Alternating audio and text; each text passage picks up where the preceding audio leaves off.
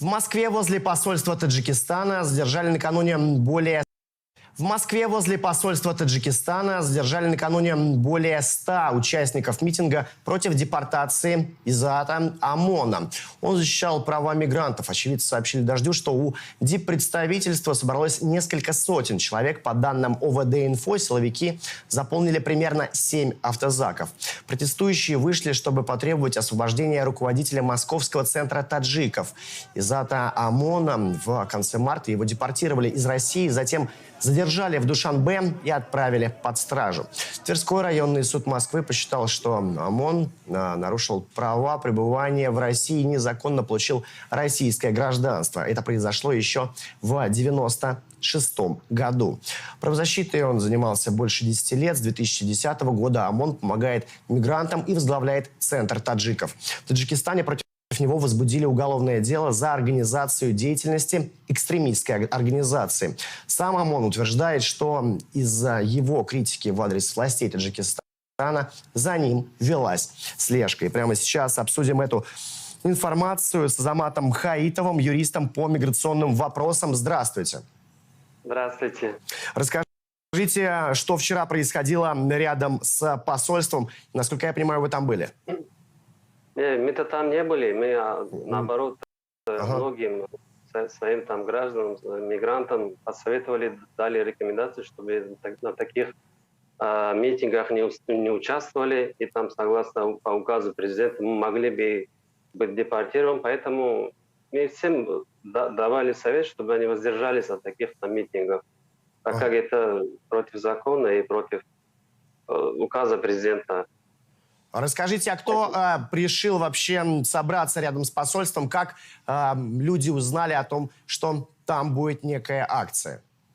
Там просто многие уже не дотерпели, не вытерпели. У них терпение, могу сказать, что лопнуло, что человек, который для нас делал все, для мигрантов в целом, не только для таджиков, для всех почти, и для узбеков, и для киргизов, он основной не различал, что ты гражданин Таджикистана или там не гражданин Узбекистана, он всем подряд помогал.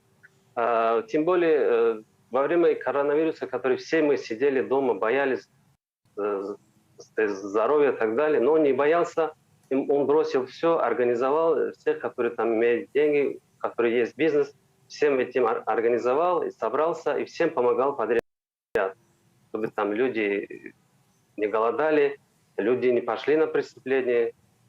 Поэтому многим стыдно стало, что человек дал свою жизнь для мигрантов, а когда сейчас ему нужна помощь какая-то, хоть, например, а все сидят дома, там, смотрят по телевизору, смотрят по YouTube, поэтому терпение лопнуло у многих. Расскажите, с чем, по вашему мнению, связано это преследование ОМОНа?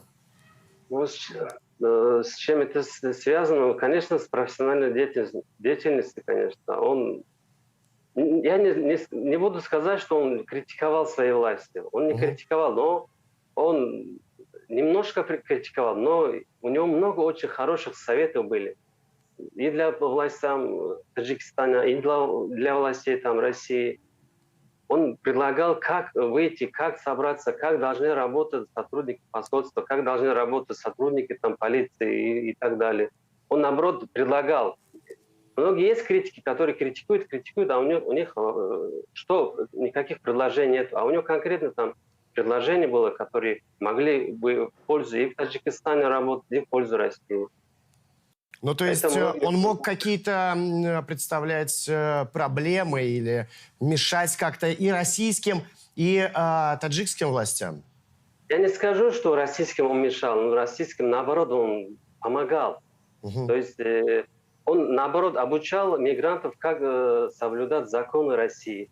Он помогал, он информировал там, правовой, там, нормативные акты, он информировал. Вот, как легализоваться, как, например, соблюдать российские законы, кодексы, чтобы не нарушать, чтобы не быть депортированным. Он всем вот это как-то реконструкцию, как-то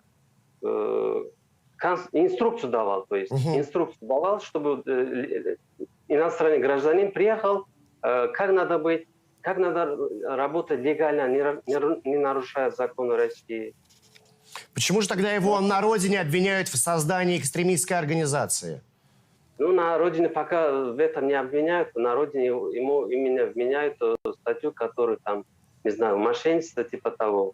Но статью терроризма, экстремизма ему еще не меняют. Ему только вменяют то, что он обманывал людей и так далее. Но это тоже можно сказать, что фабрикованное дело. Но по поводу терроризма у него там еще речь не идет. Какой статьи еще нету. Вчера было задержано рядом с посольством на этой акции порядка 100 человек. Что сейчас о них известно? Не грозит ли им депортация на родину теперь? Ну, там вчера их увезли, да. Многие там с нами созвонились, сказали, что никаких там, как сказать, не грубили, например, никого не били. Там. И даже сотрудники полиции, даже Министерство МВД тоже понимают, что тут не вина мигрантов. Тут просто их до этого довели. Поэтому мы посоветовали, там некоторые слова сказали им, и многих отпустили. Даже, многие говорят, даже не составили протокол. А те, которые составили протокол, им могут быть просто штраф назначать. А так я не считаю, что их выдворят.